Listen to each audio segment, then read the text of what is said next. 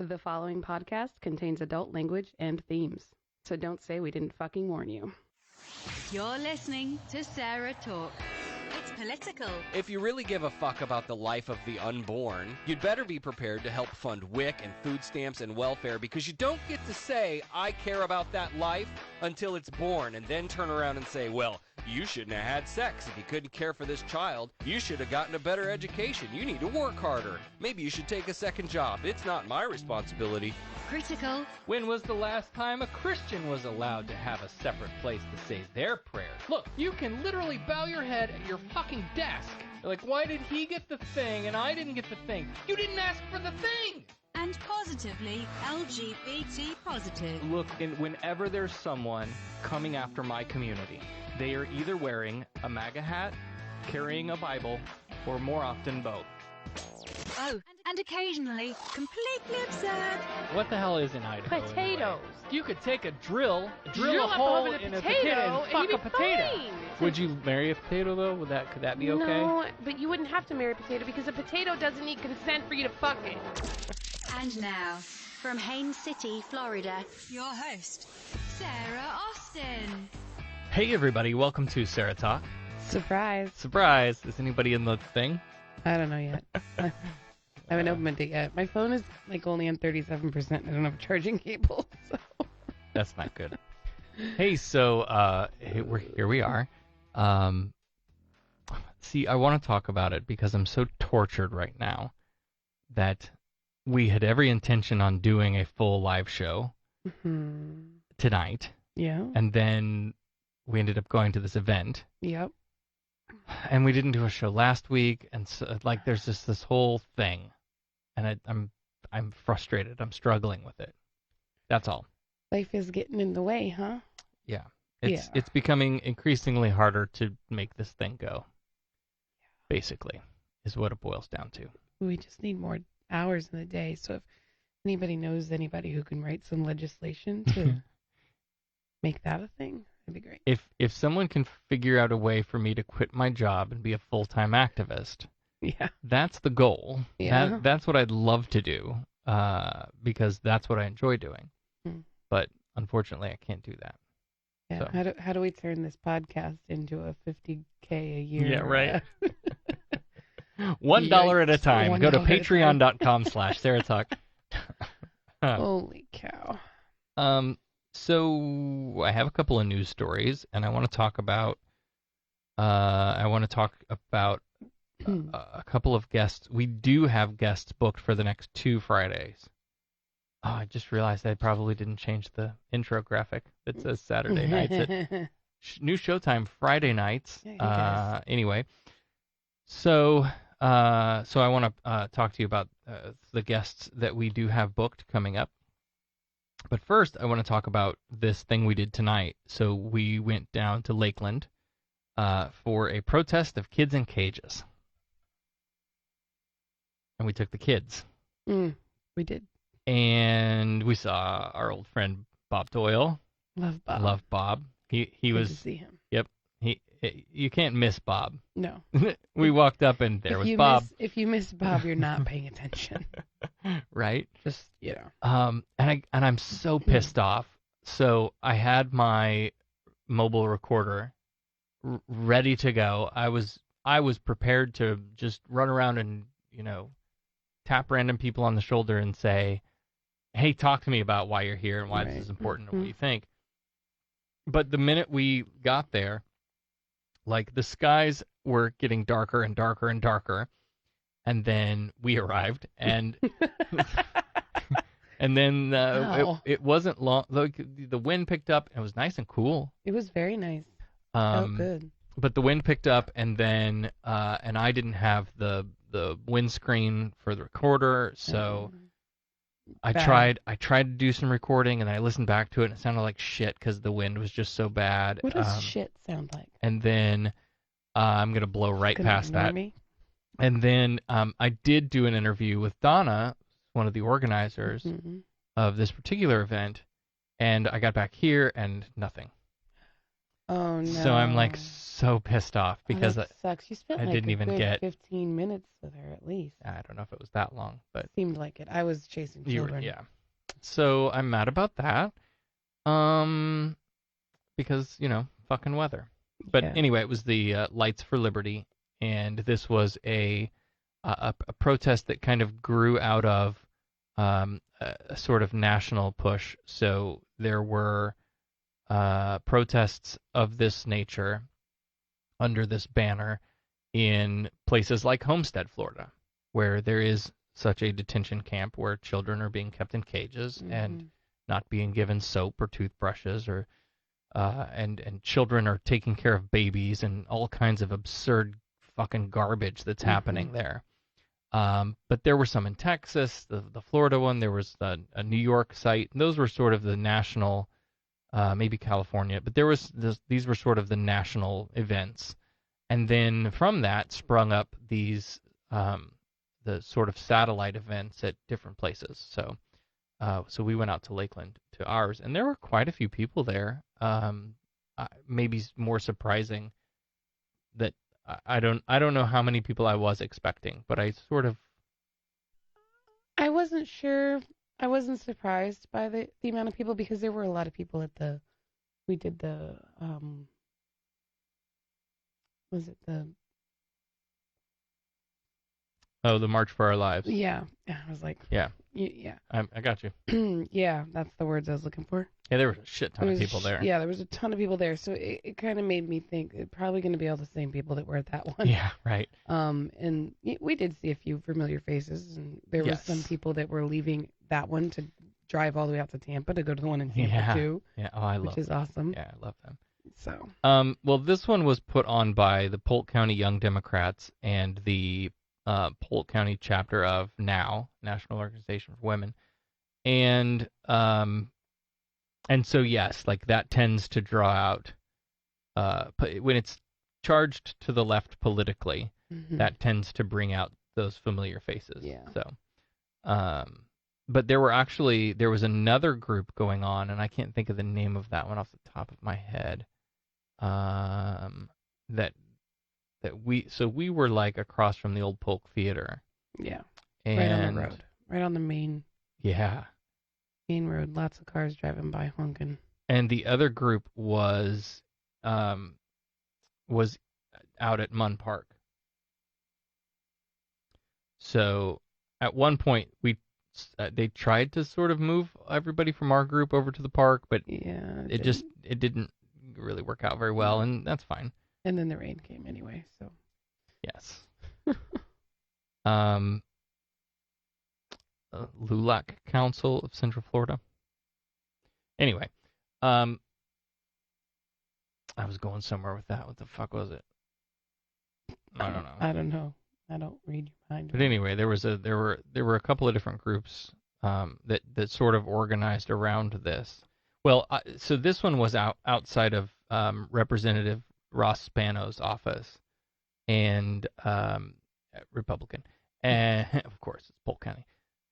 And so, that was a strategic choice to sort of say, like, obviously he's not there and he's not going to be there, but like that's going to be in the news that we're all outside his office having this protest, and so he's going to have to face that politically in some way or whatever. But there was some conversation about because we missed the beginning when they were handing out. Yeah, they had some speakers and they were handing out signs and candles and they had some speakers, but just back behind the building, off to the side to where we were all kind of gathered, were I think we're about 5 or 6 police squad cars, and all of a bunch of cops just standing there off to the side watching.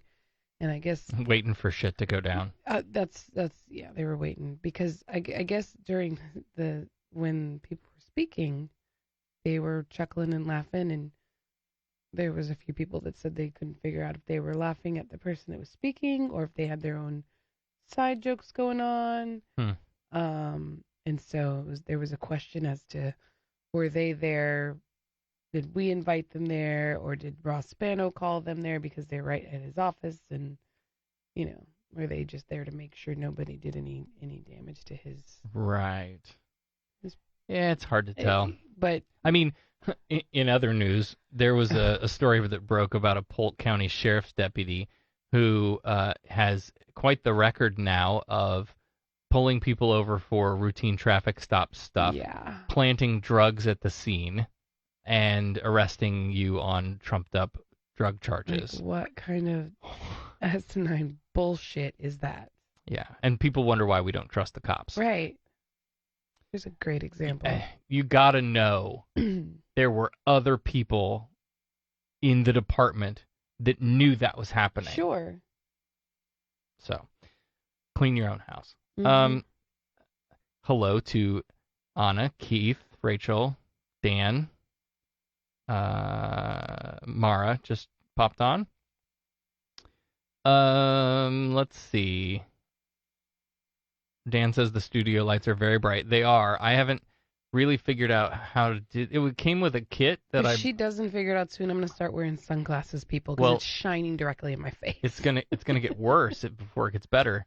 Because Great. what we really need is a couple of lights, because you have to cross the shadows out.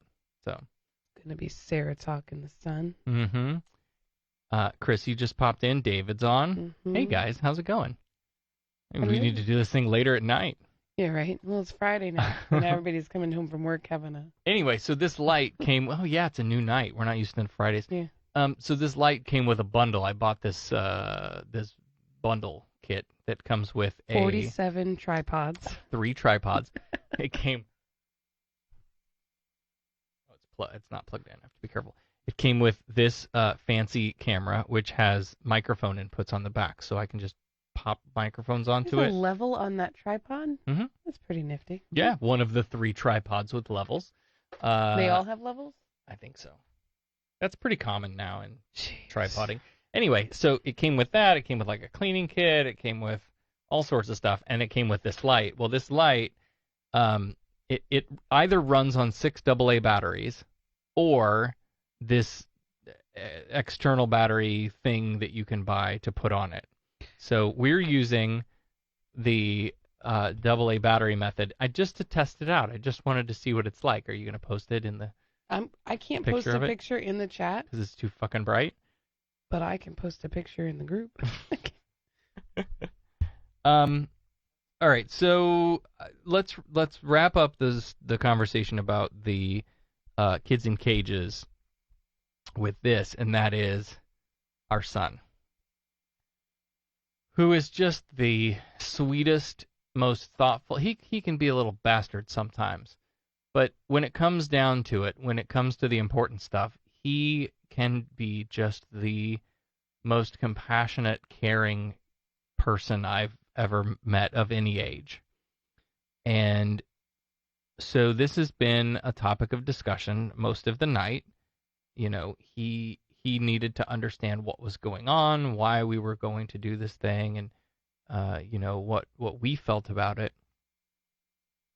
And so at one point he said, what was it? He said, when I become president, I'm going to let them all go forever or something, that they're going to be free forever. And stop that or something. Yeah, yeah.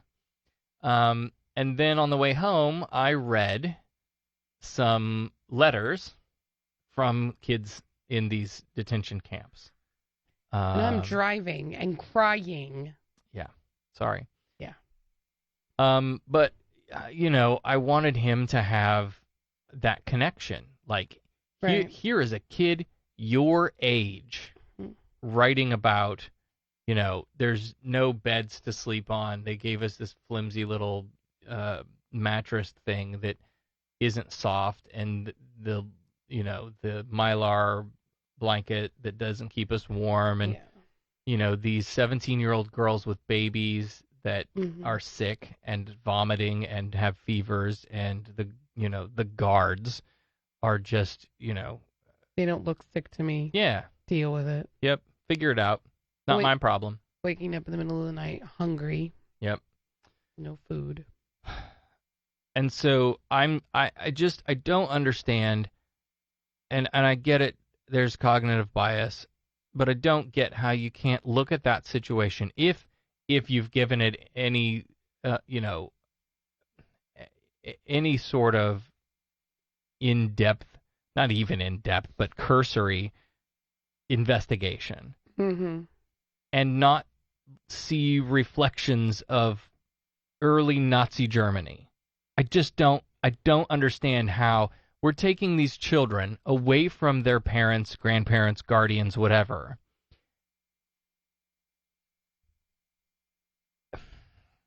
The similarities are just are too much. Mm-hmm.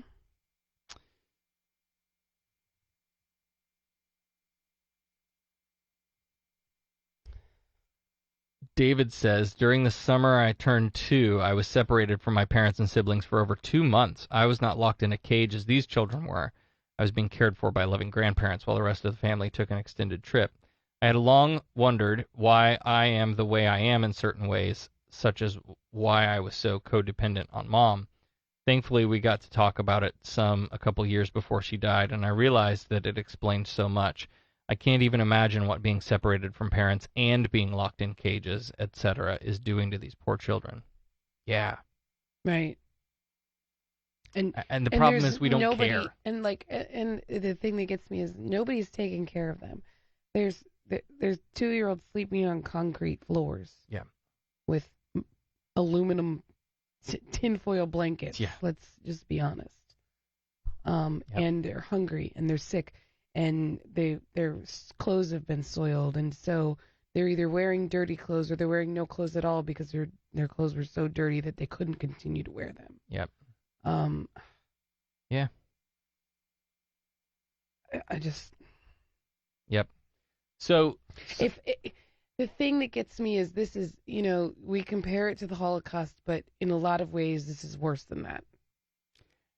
In a lot of ways it's not. I mean, we're not gassing. But yeah, but the suffering. But think about the long-term effects these kids if they survive. Yeah. No, I understand. There are very many similarities.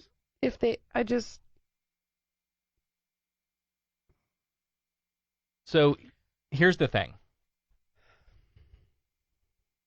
I come from, and I've talked about this before, I come from a very small town in the middle of nowhere, Illinois, fucking lily white cornfield America, where there are no Spanish-speaking people. There just aren't. The town I grew up in was all white, maybe one black family, right? And that was it. And I heard things like, why should I have to press 1 for English? We live in America, damn it. And dirty Mexicans coming to take our jobs. I heard that stuff. You know how many Mexican people I knew? 0. And I have long wondered, where my parents stand on that sort of stuff these days, because we don't talk about it. We don't talk about religion. We don't talk about politics. We are one of those families that just, we keep our heads down and we just don't get into that conversation. And I think I've almost decided, well, I was going to start a Facebook page called Shit My Dad Posts on Facebook, right? Shit My Dad Shares on Facebook. It may already exist. Someone may have already done this. Yeah. I don't know. But then I realized, why do that when all you have to do is go to Facebook and type in, take me to any conservative Facebook page, and you'll see all of the things that my dad posts. So one of the things that has shown up recently on that feed is this. So I got a call from a telemarketer, and he said he couldn't understand me. I told him to press 1 for English. Oh, that's so fucking funny. That's hilarious. Everyone in Bethany, Illinois speaks English. This is not a problem, except that when you get on the phone, so you're used to everyone being just like you. You're used to everyone speaking the way you speak. You're used to everyone looking the way you look, acting the way you act, doing the things you do. And you have to force yourself out of that. You have to. Mm-hmm. And I am confident that had I stayed there, I would probably still be super conservative and have a lot of these same views.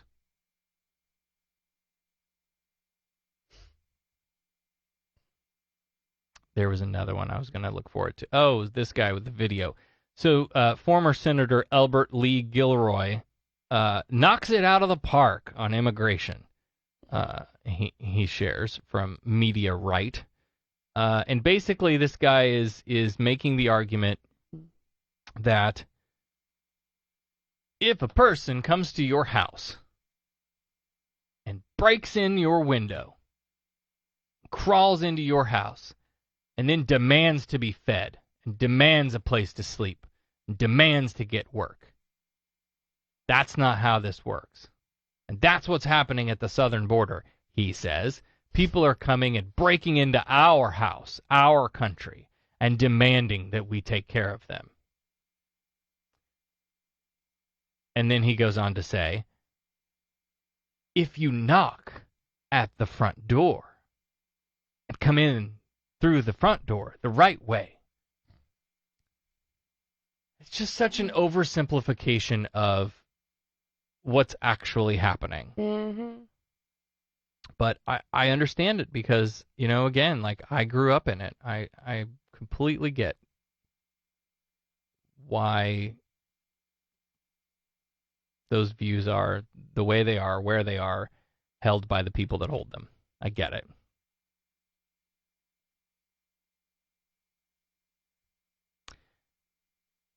Anyway, I hope my child never loses that sense of compassion and that's the thing. Like for me it comes down to just like, look, we can argue all day long over whether someone has come here illegally or they broke a law or whatever. Mm-hmm. But again, like this comes back to our prison system. We are a punitive system. We punish people. We don't try to help them. We don't try to make things better for them. And when that translates to people are coming into our country illegally, well, they've broken a law, and we're going to treat them just like anyone else that's broken a law. We're going to lock them the fuck up, make their lives fucking miserable, and on top of that, you have this send the message back home that this is what's going to happen if you try to come here. You don't want to come to America.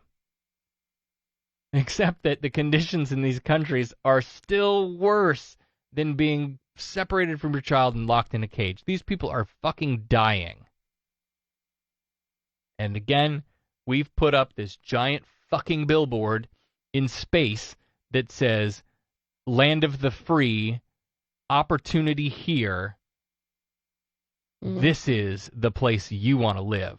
This is the best nation on the planet. So never mind my,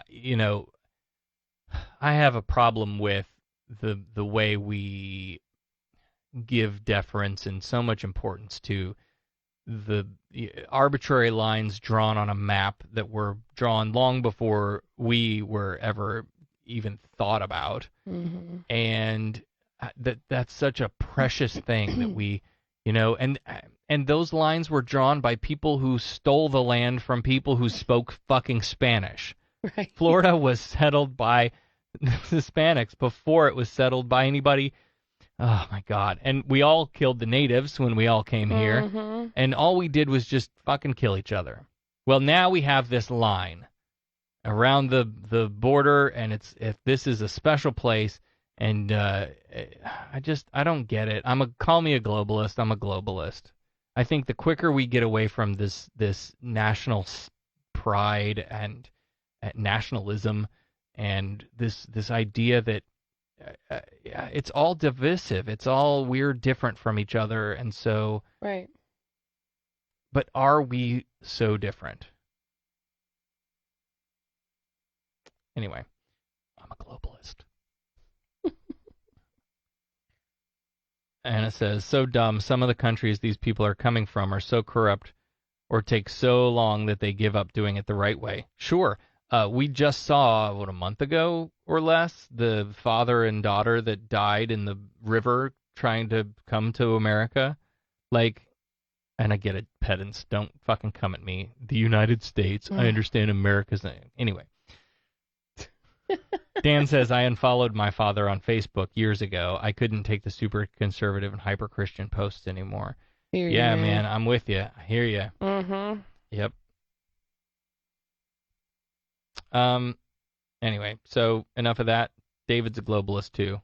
Unite globalists. I'm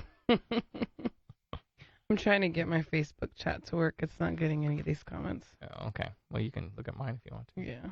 Well, my battery's also about to die, so. So I have a couple of stories that I have been sort of sitting on, saving up, that I wanted to talk about. So we'll talk about those. There's just two stories, and then we'll pitch some of the stuff that's coming up. Okay. So in Wait What news tonight, three dozen prominent Republicans have filed an amicus brief supporting the interpretation that the Civil Rights Act of 1964 should cover gay and transgender people from discrimination. The heck, you say? 3 dozen? As in 36? When the Supreme Court returns to session after summer recess, they will hear 3 cases that specifically challenge this issue. And now, with our partisan Supreme Court, which has leaned steadily to the right, this could be seriously bad news for all of us. As I understand it, and I'm not a lawyer, if SCOTUS rules that the Civil Rights Act should be interpreted textually, that is to say, if they had meant to protect on sexual orientation or gender identity, well, they would have written those words, but they didn't. That the only recourse we would then have is to pass the Equality Act and basically amend the 1964 list legislatively. Well, we need to do that anyway because we can't count on the courts. And True. When that does finally gain enough momentum and support to pass both houses and be signed by President Warren, there will be... We never did talk about the debates. There will be a heated battle about whether religious organizations and business owners should get an exemption. Read, they shouldn't. But we will have that fight, mark my words. The New York Times reports that, quote, the signers of the brief include a host of prominent former elected officials, party leaders, and strategists like Alan Simpson, former senator from Wyoming, Mark McKinnon, the media advisor for George W. Bush, Meg Whitman, former chief executive at Hewlett-Packard, and Kim Mellman, the former chairman of the Republican National Committee, who helped lead a similar effort to recruit Republicans for an amicus brief in support of same-sex marriage. So what's their argument? Well, you've heard it before, and you've heard it before on this show. They argue that discrimination on the basis of sexual orientation or gender identity is, at its core, discrimination against someone because of his or her sex and violates Title VII of the Civil Rights Act. So we talked about Kimberly Hively back in like 2016. The Indiana teacher who sued her employer, Ivy Tech Community College. Do you remember this one? Vaguely. It was like back in 2009. Somebody complained that they saw her kiss her girlfriend goodbye in the parking lot. Yeah, okay, yeah. Right, and then she claimed that the school treated her differently and passed her up for promotions and stuff ever since. And that reportedly she was told that sucking face was unprofessional.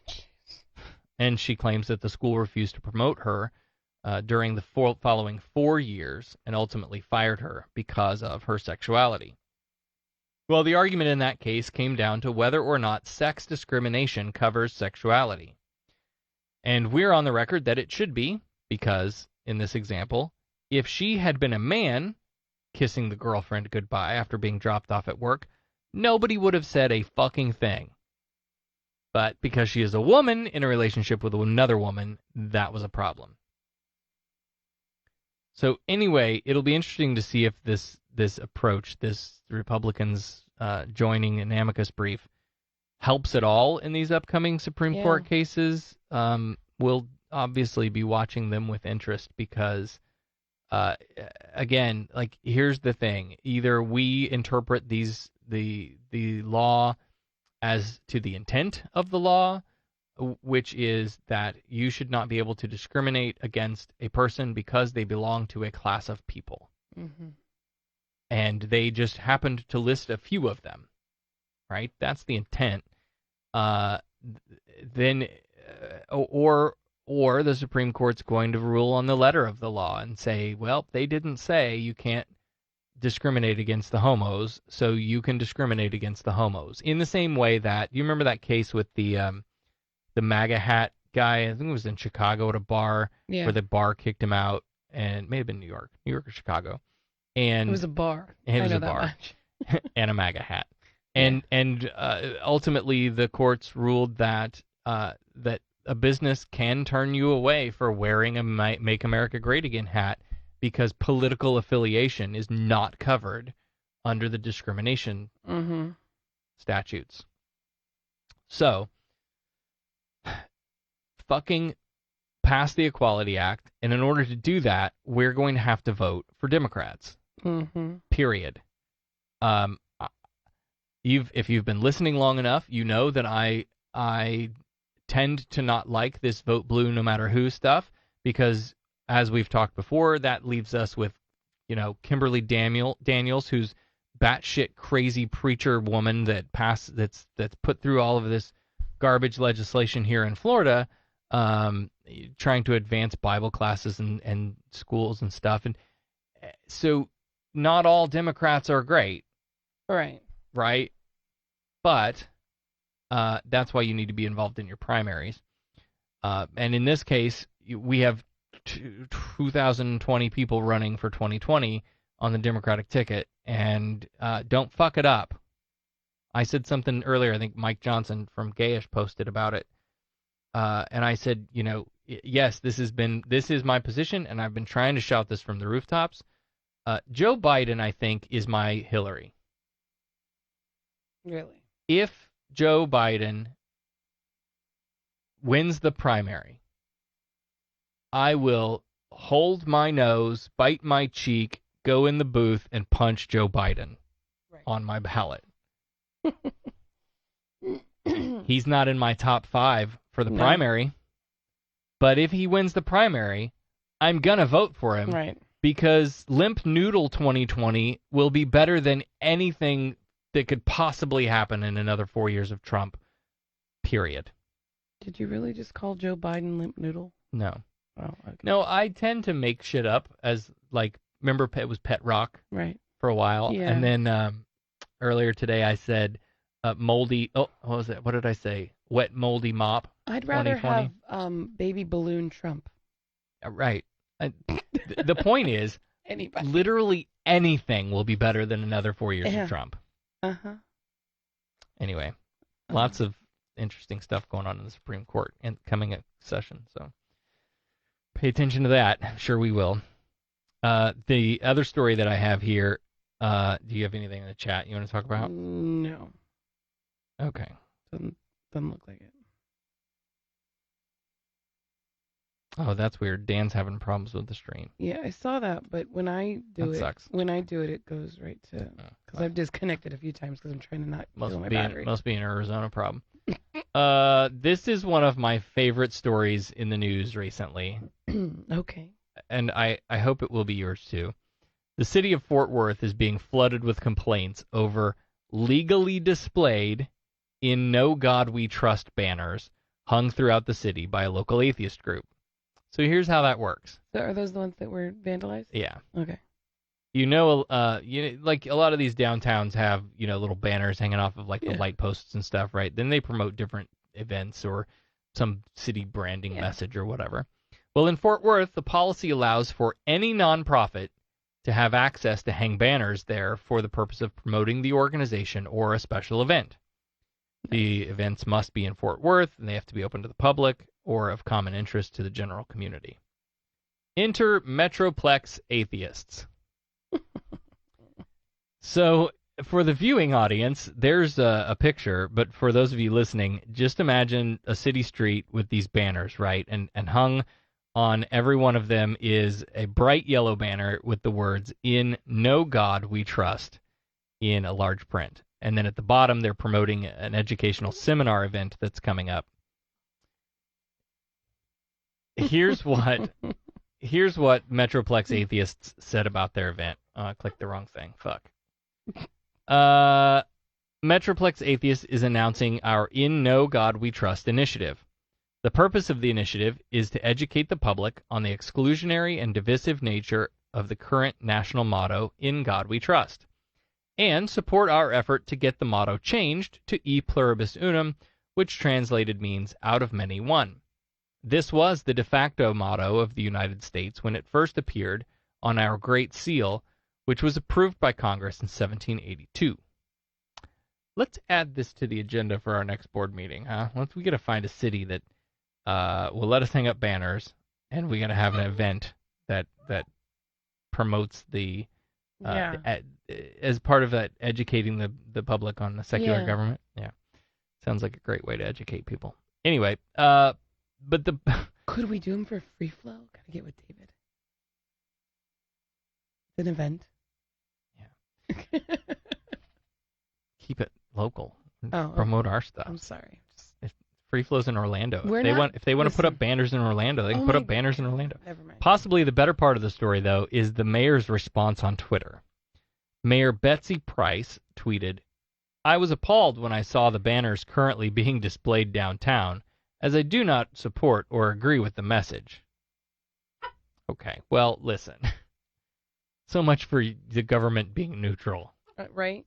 But in a surprise move, she continues, while many of us may not agree with the message, the organization did follow policies and procedures set forth by the city and Downtown Fort Worth Incorporated. We must respect freedom of speech. As we approach the 4th of July, we must remember that many Americans have fought and died for the freedoms we cherish today. Well done. Mm-hmm. I just hope she attends that meeting. It sounds like she could learn a thing or two about the history of the motto and the divisiveness and the way Christians are trying to promote it today. Gizmo is being a pain in the ass. We left. She knows it's bedtime. Well, yeah, that too, but we were gone for however many hours, and she was home alone, so now she's being all... Yep. Like, she never jumps up in my lap and, like, waits for me to pick her up. Uh-huh. She's done that, like, 3 times just during the show.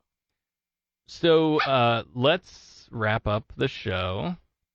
That's all I have. Oh, well, I wanted to tell you about the things that we have coming up. Keith, you're an asshole. So, I should have dropped that picture in. Yeah, you should have. Yeah, whatever. Darn. We got our... you talk. I can make it happen. Okay. So, we adopted a roadway. We finally got our signs up, which is exciting. And so before we headed out to Lakeland to go protest kids in cages, we drove down our little road to see. And let me tell you, I've been driving down that road every day. No, because it's like way out of my way. Yeah. But I have been At least once a week, I think. Yeah. Anyway, we just did it on a whim. Let's go by and see if it's up. And sure enough, they were up. So Sarah jumped out of the moving vehicle to take a selfie. That bad. No, it wasn't. No, I pulled over. I let her get out. I almost drove off without her, though, because she was looking real cheesy. Just wait. You'll see it. I've almost got it loaded up. God. It is such a super cheese picture. Super exciting. All right, here Because you now go. we have a roadway to take care of. I look like an idiot. Anyway, Keith wrote in the chat, I accidentally spray painted Jesus on her sign on the way home. Sorry.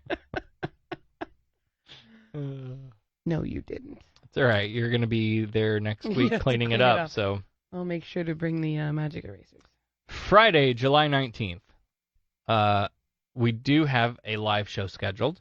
We have a guest in studio scheduled for the next 2 weeks. We do? We do. How's that going to work? Friday, what do you mean? You going to put me back in the corner? I guess. I don't know how I'm going to move all of this shit so that you can fit in the corner. I may just move a microphone over. I don't know what we're going to do yet. Okay. I haven't figured it out. So I can fit in the corner.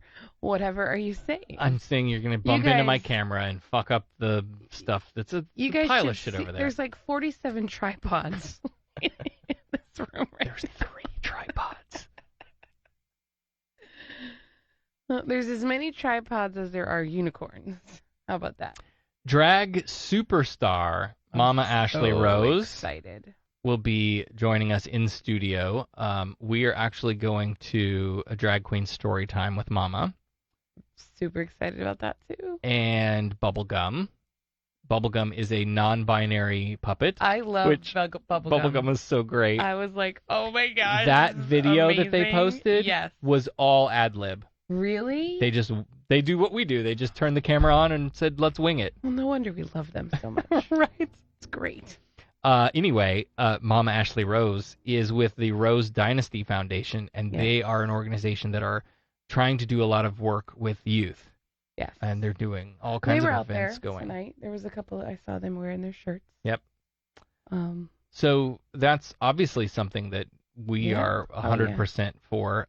This is actually coming up the first drag queen story time in Polk County that we know of ever. So a couple of things. I can't wait to go. It's going to be a lot of fun. But pack up those when equality is under attack, atheists show up signs, because if we need to throw a protest together at the last minute, we need to call you all. Yeah, we'll put out the bat signal. There have been in some adjacent counties, there have been drag queen story times that have been met with Christian love, and so I just want to be prepared for that. And I've got some Google alerts set up just in case something gets posted that I need to be aware of, or checking things on Facebook. But if a hate group decides that they're going to come out and protest drag queen story time, we're going to be there to meet them. Period. You're not going to rain on our parade. Yeah, seriously. And then the following Friday, if you do, we'll beat you with our umbrellas. Not literally. And then the following Friday, the 26th, Izzy Stars is going to be joining us. Izzy is a musician in the Tampa area. He's going to come make the drive over here to hang out with us, and we'll play some tracks and listen to the dog yelp and bark in the background. She's so ready for bed. So that's what's going on the next couple of weeks, that we actually do have things going on. And that's a good commitment exercise. If I have someone booked on the calendar, there's no getting out of it, right? I can't. Anyway, I do want to take a moment to thank our patrons. Yeah. And I haven't done this in a while, so I'm going to thank all of them. We haven't had a show in a while. I know. So I'm going to thank all of our patrons. Thank you all. No, I'm just kidding. I'll read them. You're needed. So we have Greg, Harry, Megan, Stacy, Kimberly, Darling, Aaron, Keith, Lamont, David, I Never Saw That Podcast, Reparations Now, Declined Patron Russell, and Dan in Arizona, the official SarahTalk podcast researcher. Who's Reparations Now? John. Okay. All right. Obviously I don't. Okay. Whatever. Okay, John. Yeah, right. Whatever, John. I don't know. Well, he was on vacation, so I'm just jealous of him right now. That's all. Yep. All right. Well, that's going to do it for us tonight. I still have some topics that Dan sent over to do a patron-only thing. We're going to try. And I want to get that done because there's some good topics there. But I don't know when we'll do that. But hopefully soon. Otherwise, we'll see you next week with Mama Ashley Rose. And we love you all. You've been listening to SarahTalk. SarahTalk is made possible by listener support. Visit patreon.com/SarahTalk to become a patron and help keep this program going. Contact Sarah and Company by email at producer@sarahtalk.com or call 224-40-SARAH. That's 224-407-2724. And follow us on social media, facebook.com/SarahTalkRadio and on Twitter @SarahTalkRadio. SarahTalk is a production of Sarah Austin Media.